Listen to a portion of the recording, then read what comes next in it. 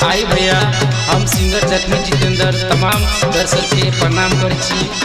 हमर गाना ई सोमिया पॉकेट पहा प्लीज अहाँ सब सुन कर जरूर बताएब और लाइक कमेंट जरूर करब। लव मैरिज शादी कोइले सैया घरे आजादी पहिले। लव मैरिज शादी कोइले सैया घरे आजादी पहिले। के दीवाना के बदनाम के वायरल भ गेल टिकटॉक पे।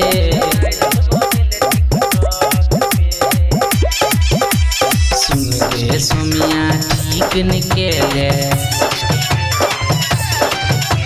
सुन गे सोमिया ठीक निकले, हिला देले पूरा टिकटॉक के। सुन गे सोमिया ठीक निकले, हिला देले पूरा टिकटॉक के।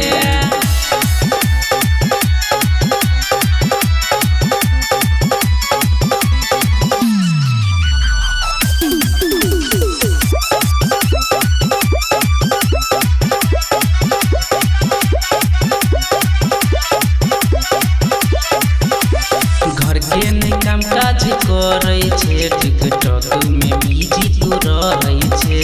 दिन भर में 4 गो वीडियो बना के अपने से अपलोड करे छे। घर के नहीं काम काज करे छे टिकटॉक में बिजी तू रहे छे। दिन भर में 4 गो वीडियो बना के अपने से अपलोड करे छे। देश विदेश में चर्चा चले छो तोरे नाम के।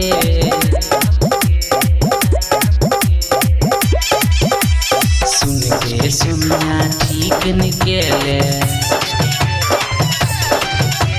सुन गे सोमिया ठीक निकले, हिला देले पूरा टिकटॉक के। सुन गे सोमिया ठीक निकले, हिला देले पूरा टिकटॉक के।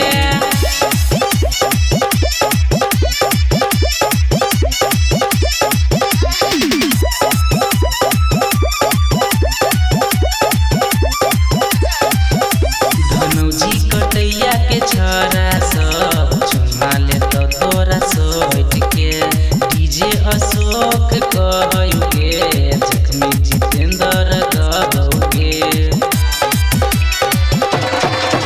धनौजी कटैया के छोरा सब चुमा ले तो तोरा सोच के।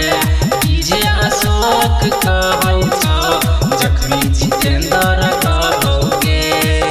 रंजीत राज के धोले न पजामे रानी सोट के।